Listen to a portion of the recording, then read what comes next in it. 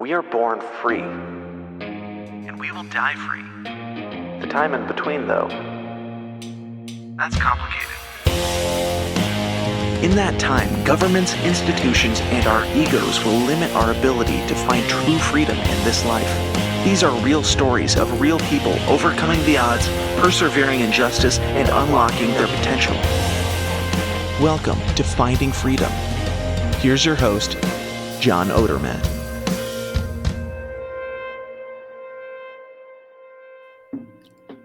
Welcome back to Finding Freedom right here on the Lions of Liberty podcast. I got a great episode lined up for you today. Got a solo show. It has been quite a while since I have addressed my Finding Freedom audience, just one-on-one, talking right to the camera, talking right in the microphone without a guest. So looking forward to it today. The show will be a little bit on the shorter side. This was an unexpected solo show. I just did an appearance on someone else's podcast before this, and I guess my voice is giving out on me here. So I will try to pronounce my words more succinctly. So let's sort of dive right into a couple of the things that I want to talk about today, and I do want to set things off, kick off this show with just a little bit of absurdity.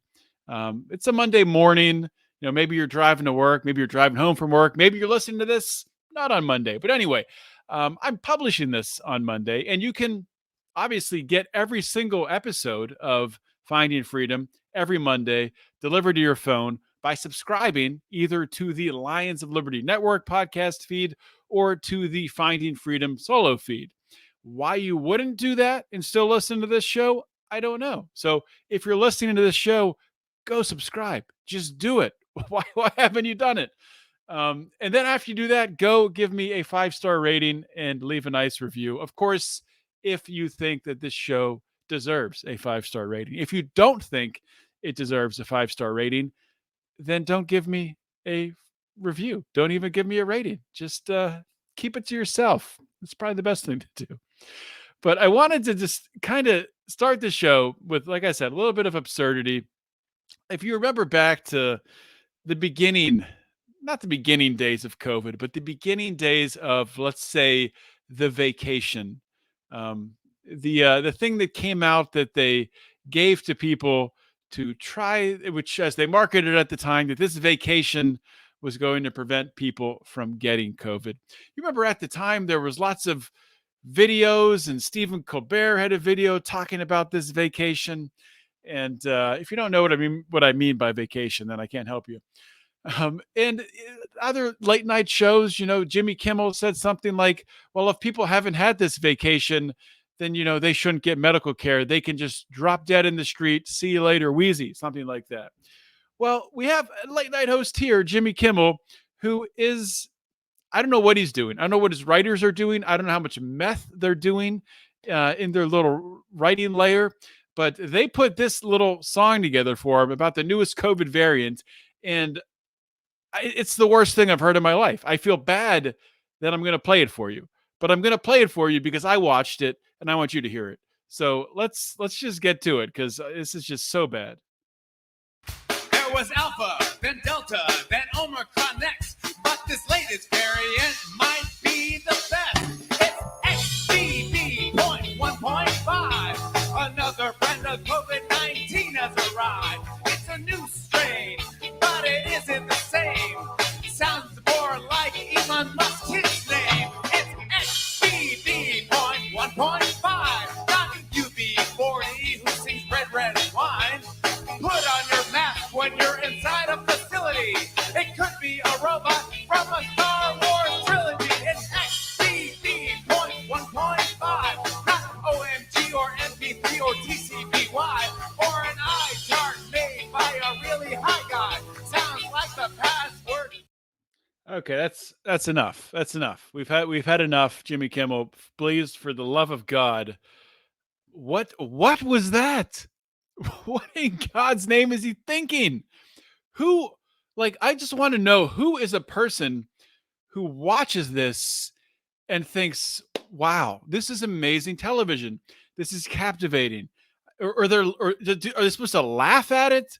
Or what emotion is supposed to be generated from watching that? You're supposed to be excited? Are you supposed to clap along?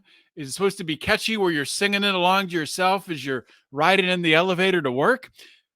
I'm so confused. I have so many questions. I don't know how in the world that this makes it on television. And I understand that television is really only there to fill time between pharmaceutical commercials. I get that part. But still, there's a lot of different things you can put on television to fill that time before you put this on TV. I'm at a loss. I'm at a loss.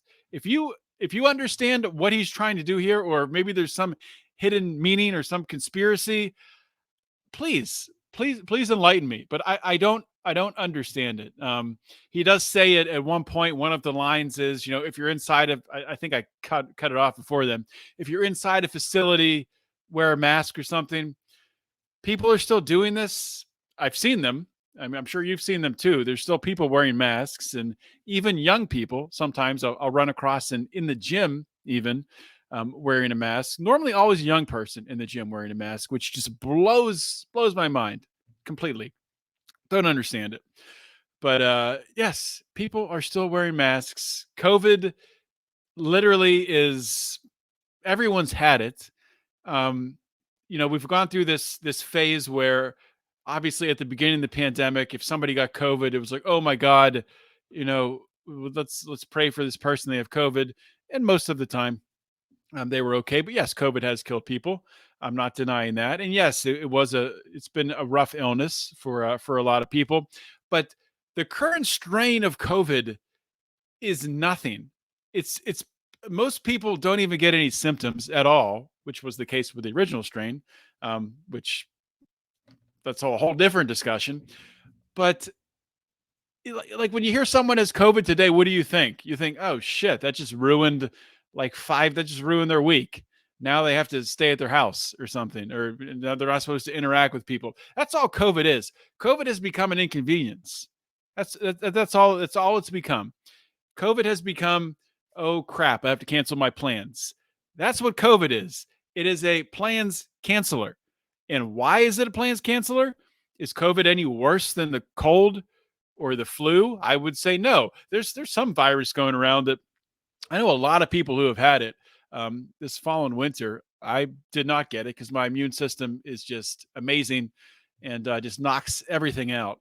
But I know a lot of people who have had it where it's like 2 weeks, maybe even longer, of just feeling like dog crap, and it like comes in waves. It's like an initial wave, and then you get better, and then a second wave where you get worse again.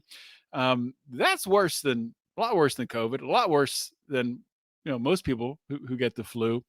But people, they should not be testing for that. I'm not saying they should, but they're not testing for that, and people aren't afraid of it. It's not a plans canceller, whatever virus that is, which they don't even know because no one's looking into it because all of the attention's going to COVID. But just one more thing about COVID, and let's please move on. I've talked about it too much. We will be past COVID when we stop testing for it. Like, seriously, just stop testing for COVID. There is no reason to test for COVID. Zero.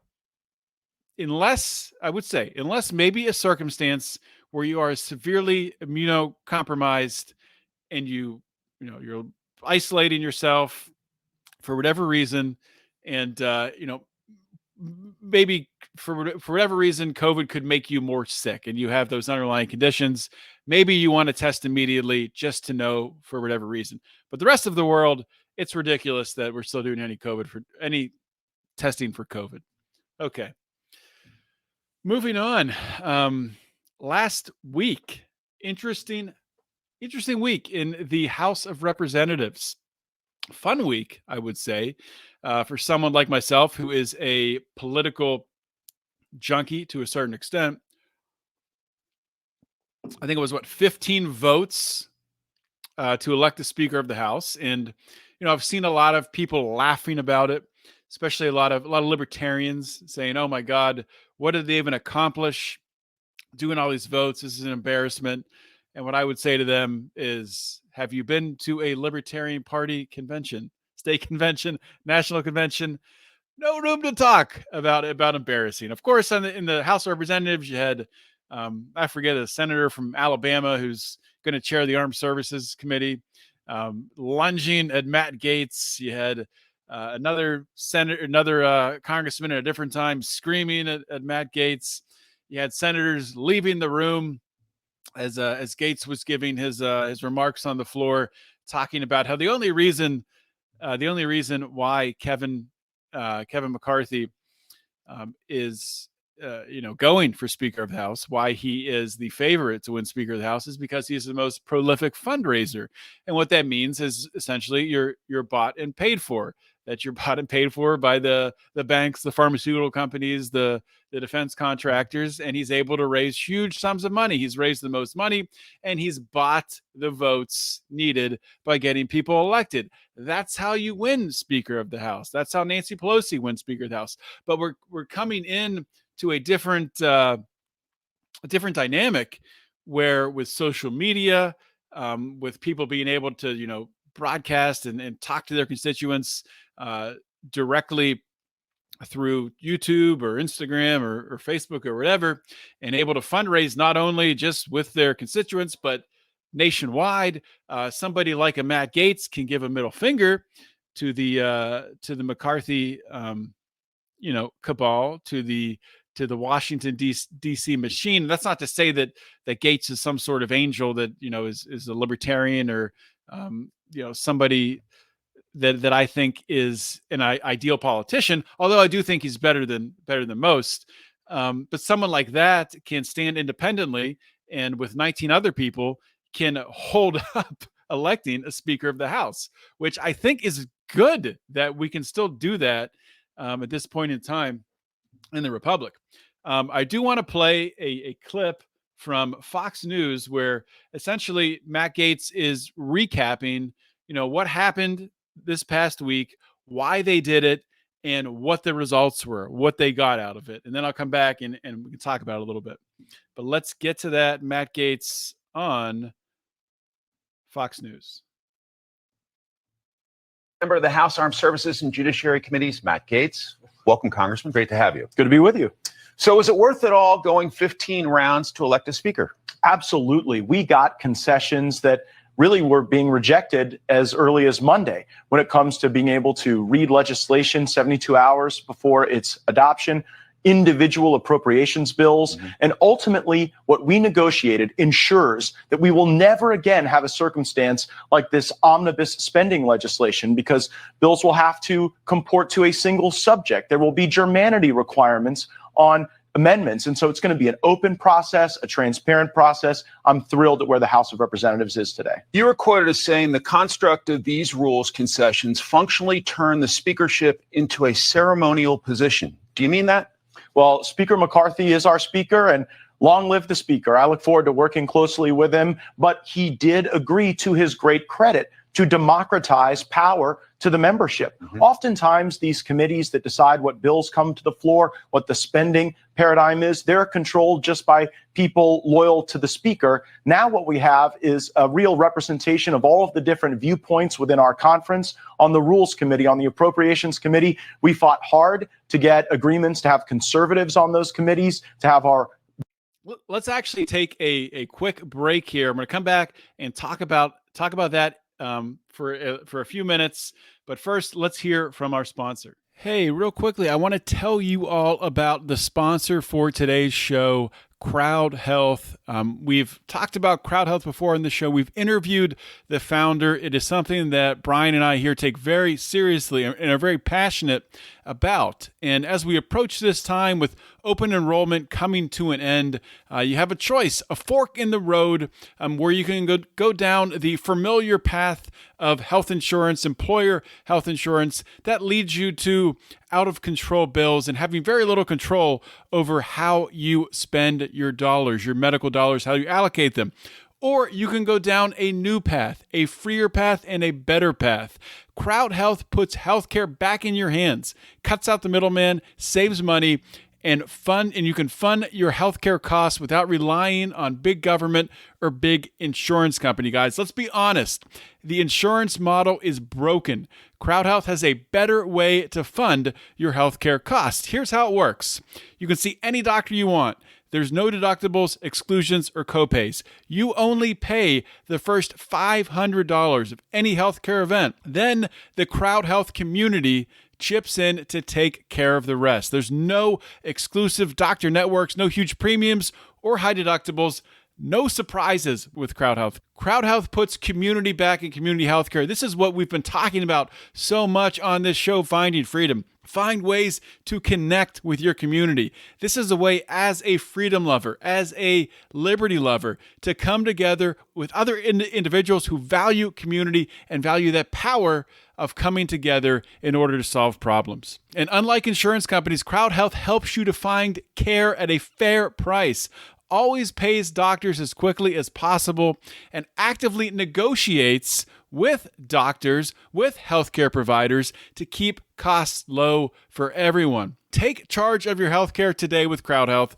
Open enrollment is the only time you can hit the eject button on a broken system without penalty, so don't wait. And for a limited time, join for just $99 per month for your first 6 months when you use promo code LIONS at joincrowdhealth.com. Open enrollment ends January 15th, so sign up today before it's too late. That's joincrowdhealth.com, promo code LIONS. Crowd Health is not health insurance. It is a totally different way of paying for health care. Terms and conditions may apply. Okay, welcome back. And we're talking about Kevin McCarthy being elected Speaker of the House. I just played the clip of Matt Gaetz being interviewed on Fox News. At the end of that clip there, they did get into, was something lost by this taking 15 rounds, or, does this weaken Kevin McCarthy or whatever? And probably, yes, it does. Of course, it weakens Kevin McCarthy. It makes him look like a fool, because he could have done all of this beforehand and had these negotiations offline. But he's stubborn and a bad leader, and allowed. I'm not going to say allowed. Well, he did, because he could have negotiated with them beforehand, but I guess he thought he'll be able to stomp his feet, and they'll be able to threaten these individuals and get them to get in line. These 20 people that stood out and would not vote for him. But obviously it didn't work. So it took 15 tries, and he finally got it with these concessions, which, I think these concessions are good. I mean, obviously it's not like an ideal government in any sense of the word, but I mean, you're not going to convince me that what's come of this is puts us in a worse place. Having the ability to read the legislation 72 hours before a vote. That's kind of like a no-brainer. Most people would think like that's already happening, but it's not. They get these huge, thousands of pages of these huge pieces of legislation where they have no time to read them, and they're voting on them immediately. 72 hours probably is not enough time. I mean, you'd want to ideally have like a week or 2 weeks to really dig through legislation, find everything in it. But some of the other concessions might make this more feasible, the 72-hour limit. But that's good. Like, who's going to say that's bad? That's a good thing, as long as there's not something I'm missing and there's some way they can weasel around it, which there probably is. There probably is some way that McCarthy will weasel around the 72 hours he must give before having a vote. Individual appropriations bills. Who's going to argue that's bad? You're not going to be able to lump together like some sort of climate change nonsense with money that goes towards taking care of veterans who've been injured in combat. So you're not going to be able to like say, oh, this person hates quadriplegic veterans because they won't vote for this bill, when in fact they're just not voting for a giant subsidy that is going towards some solar panel corporation that is not making money and will never make money. So it's who's going to say that's not good? That's fantastic. That's the way government is supposed to work, right? That's the way legislation is supposed to work. You bring forward the bill that you want, it's addressed, it's voted on, it's amended, you vote for it, and you move on. So I think that's good. And then he's saying you'll never have a circumstance like, an omnibus bill again. You have to have single topic, right? Just like you have to have a single topic. So you can't lump all of this crap together. It's good things. I mean, these are not bad things. And he got his, who knows, like I said, I'm not some sort of like big Gaetz supporter. I don't even know all of his positions. I know that he's pretty good. I was going to say very good, but I shouldn't go that far. I know he's pretty good on criminal justice reform. He was instrumental with the First Step Act. I've heard him talk about the need for a second and a third step act. And of course, I would agree with that.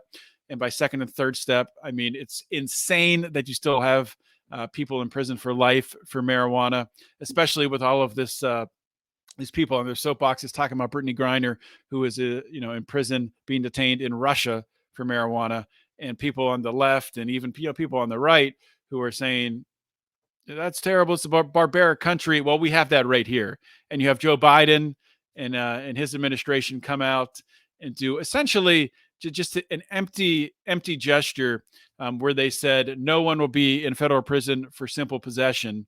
Well, nobody is. So that didn't free anybody. People who were in for possession also had other charges. They also had conspiracy charges. So that was just complete crap that they even brought that forward, and a joke. It didn't set anybody free. It was just propaganda and a publicity stunt.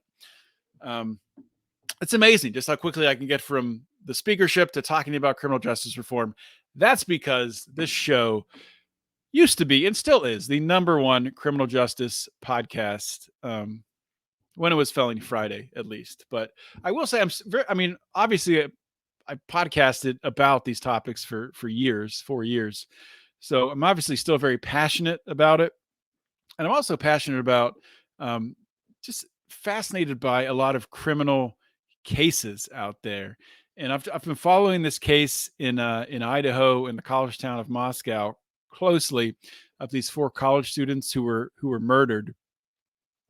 And they just arrested the guy. I forget his name. Initials are BK, Brian Koberger or something like that. But just a really crazy case. And it's amazing looking at the evidence they have. But the way that they tracked him down was they got his DNA off of his knife case. And he left that at the scene of the crime. And apparently someone in his family, maybe his parents, had given their DNA to one of these, 23andMe sites, figure out, your ancestry and all that stuff. And they were able to link, find Brian based on that DNA evidence, based on having family in the database. And that can happen to anybody. The FBI, they can use any of those databases. So keep that in mind before you go out and commit a crime. Of course, don't go commit a crime. But I mean, that's interesting. That's still an interesting sort of like, I guess, a Fourth Amendment issue. I don't know.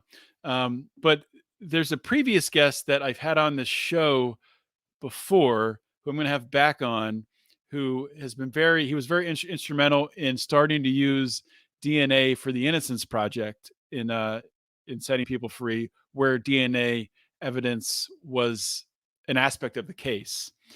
So his name is Greg Hampikin, I believe I'm saying that right.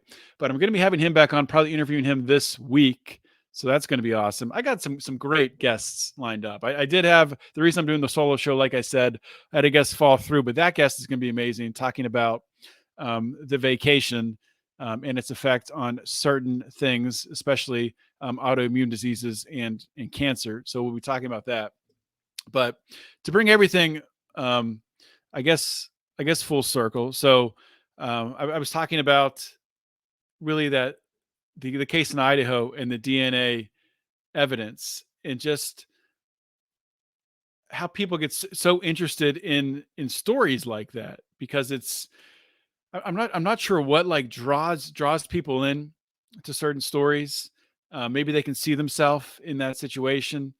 Um, but very, very sad situation, of course, with, 4 young people losing their lives. But I just think we're going to figure out, there's more to that story. I mean, there has to be more to that story. I would be shocked if it's just a completely random act, but maybe I'll be proven wrong. I don't want to speculate too much. When you speculate too much, that's when you get in trouble, which I've done in the past, and which a lot of people kind of fell into the early speculation trap, myself included a little bit, with the Damar Hamlin situation, which was last Monday night on Monday Night Football, where Damar Hamlin collapsed after making a tackle. Buffalo Bills playing the Cincinnati Bengals. Hamlin makes a tackle on a Bengals wide receiver. Takes it was a regular tackle. Sure, took a hit on it, but you're gonna take a hit or / give a hit when you make a tackle. That's football. Stands up and just falls right over. And I was watching it live when it happened, and it didn't take me long to realize that something was very not good, just by seeing the players' reactions and the tone in the announcers' voices. So I actually turned it off because it seemed so terrible, and I was checking for updates on Twitter, and I saw the game was canceled. I'm like, well, that's not good. And then I should have just left it at that and not gone on Twitter, but of course I did. Made my way to Twitter, and of course people are immediately giving their opinions on it. Of course, saying it, could be caused by a vacation. But there was another cause that came up, and Commodio cordis. I have no idea if I'm saying that right. I've never heard it said. I've only seen it typed in tweets and articles and whatnot. And that was like the thing that people said right away, and it's still basically what a lot of people who have exonerated any chance that the vacation has caused this. They're really putting this forward as being the cause, this Commodio cordis. And what Commodio cordis is, and I'm not a doctor, obviously, but in simple terms, it is blunt force to the chest that happens at a certain time in the heart's rhythm where it makes the heart stop beating. And typically when it happens, when I say typically, I mean every single time, mostly, with rare exception, it's normally with like a baseball in a young kid, a teenager or younger. Very extremely rare for it to happen to someone Damar Hamlin's age. I believe he's 24.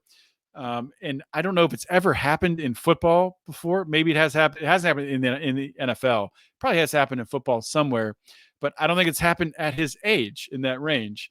So extremely rare. And I didn't know all the details about what it was, and I thought, it seems okay, because it was so odd. Because after he got hit, he stood right up, and then he went down. So I thought, well, maybe it is that. And I decided at that point, after tweeting out something and responding to a couple tweets, because I did see one doctor who I do trust on Twitter, Doc Anarchy, going on talking about this being the likely this being the case, this Commodio cordis. I don't give a crap what the rest of the other establishment progressive doctors are saying. I was not getting information from them. But I do trust Doc Anarchy's opinion. He's been very good on many things, and I've been following him for a long time. Highly recommend following him. But he was going down this path, and I decided at that point, I'm going to give this 48 hours. I have no idea what's going on here. I'm just going to take a step back. I'm a Christian. I'm going to pray for Damar Hamlin. I'm going to pray for all the people involved. And there's no value that I can add to the situation. at this time. And I wish a lot more people did that, but people, don't do that. Everyone has to insert their opinion, and that's what happened, for the next couple of days on Twitter. And of course, unless you've been living under a rock, you know that Hamlin made a tremendous, remarkable recovery. I believe as time of recording, I believe he's still in ICU, but he's 100%. He's neurologically functional. He's talking, he's writing, he's been tweeting, during Sunday's games today, thanking people, talking about future plans. I saw him post a charity deal for a T-shirt that he has that's going to go to support the hospital where he is right now and the healthcare workers there, which is cool. And it was honestly, it was very cool to see something good in this world. I feel like it's been so long since like something transcended politics. I think this did get above politics to a degree. When I say, of course, there was a discussion about the cause, and that's going to remain. I don't think we'll ever really know what happened there, but his health and well-being transcended politics. Everybody was on the same page that we wanted, healing for Damar Hamlin and prayers for Damar Hamlin. I mean, I saw Dan Orlovsky, former NFL player, on ESPN in prayer on ESPN. As a Christian, amazing to see. Love to see it. Before Sunday's games this week, many teams prayed on the field together. Phenomenal to see. So I think we needed a win just as people, and to be able to see this kind of turn out in a good way is, I think people need that. We need good stories. Elon Musk talked about this a little while ago being maybe a year, 18 months ago, when there's just so much negativity about this COVID variant, that COVID variant, what's going to happen here, how bad is it, how many people are going to die, what are we going to do, how many people can we get the vacations to, and just kind of going back to tie it into the Jimmy Fallon thing. There's so much, like even in the jokes and the comedy, it's fear, it's be afraid, and we need good stories. We need people winning. We need people innovating. We need people creating. We need people just on a personal level becoming better the next day, improving, progressing. I mean, and not to be corny about it, but this, and I'm not even trying to tie everything so neatly together here in this podcast, just kind of flowing this way, stream of consciousness. But I mean, this kind of goes right into like New Year's resolutions, right? I know the past couple of years for a lot of people have not been the best. I know this past year has not been the best for a lot of people, especially with crippling inflation that we're seeing. But I think when it comes to turning the page, making a decision that instead of being reactive, you're going to be proactive. It's not just as simple as a New Year's resolution. It's not just as simple as I want to accomplish this in 2023, or I want to be this person in 2023, or I want this promotion, or I want my business to do this in 2023. It has to be something tangible, and it has to be something that you can look at and you can kind of envision something good. And when I say that, I'm talking about setting goals. When you're setting this vision for yourself or your family or your community or your church or whatever, or your business or your career, it has to be something concrete. And I struggle with this too. There's certain areas of my life where when I'm, trying to set a goal, I can make it very concrete. And this is a corny example, but I'm going to give it because I think it's something that has really benefited me for my health. For example, I don't know, this is probably 10 years ago when I decided this. And this is a funny story, but I'll tell it. I don't remember the exact circumstances. I remember I saw a commercial on TV. Peyton Manning. Peyton Manning used to be like 50% of commercials, if you were watching a sporting event, would be Peyton Manning. And Peyton Manning had this commercial where he talked about, part of it was he said, and you know what? Once you get to a certain age, you just got to realize You're going to sit on the couch. You're not going to have a six pack. Just give up. It was, I don't remember the product. All I remember was Peyton Manning telling me I'm not going to have a six pack and to give up. And that stuck with me. I mean, this was years ago. And I didn't make a change. It wasn't like I made a change like the next day or anything. This kind of like, it's weird, but kind of like under the surface, I've just like carried this with me. And I've said, when I turn 40, I want to have a six pack. And I think when you have a goal, be it a health goal or anything, you have to have something visual that you're focused on. And I'm 39 years old right now. I turned 40 in May. I don't have a six pack right now, but it informs my decision making. I can look down and see if I have a six pack or not and know, if I'm going to have that dessert that night or know if I'm going to go to the gym that day. So the first part is a visual goal. And the second part is actually having a system to achieve that goal.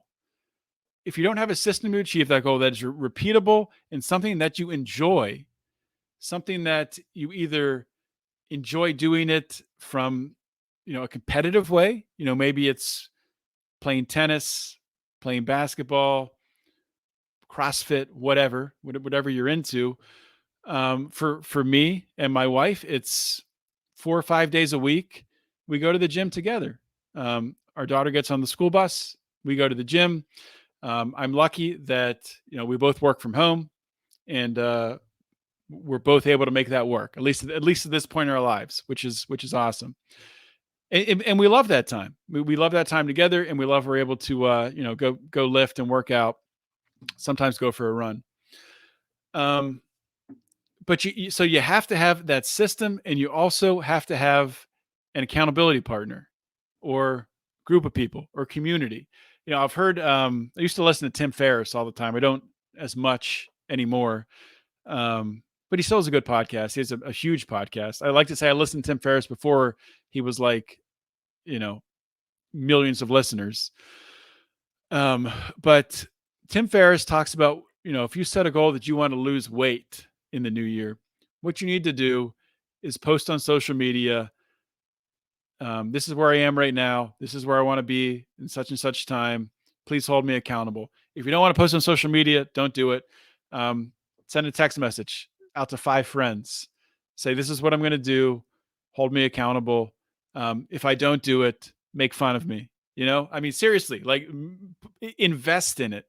Make it painful. Put something on the other side that if you don't do it, there's a consequence, which is tough to do. It's tough to do for everything. And like I said, I'm still, people ask me, what's your New Year's resolution? I'm still honestly still working through and structuring my goals, systems, and how I'm going to hold myself accountable. Because there is a lot I want to do in 2023, and a lot I'm focused on to make myself better, and hopefully to serve my community in a better way. And we need that. We need people who want to get better. We need people who are looking to innovate. I mean, there's so many gifted people in the liberty community, in the freedom community that, I think unfortunately gets so bogged down in politics, gets so bogged down in what I talked about the beginning part of this show. The Matt Gaetz and the Kevin McCarthy winning speakership. And that stuff is entertaining. And I fall into this trap too. You get bogged down by what Joe Biden tweets out saying you should be grateful that you're saving money at the gas pump compared to July.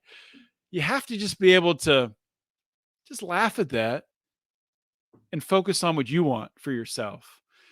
Because honestly, wherever this economy is going, whatever the inflation rate goes to, whatever the housing market does, whatever the commercial real estate market does, and I think it's going to be very ugly. I could be wrong.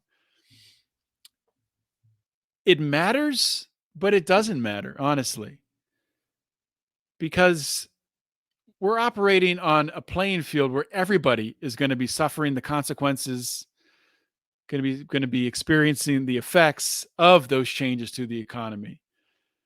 So put yourself in a position where you're able to, maybe there will be an opportunity, or in a position really where you're able to choose the pain that you want to experience rather than have the pain choose you, if you know what I mean. And of course, ways to do that, having the pain choose you, is being in a position where you have one source of income and you lose your job. The pain is choosing you.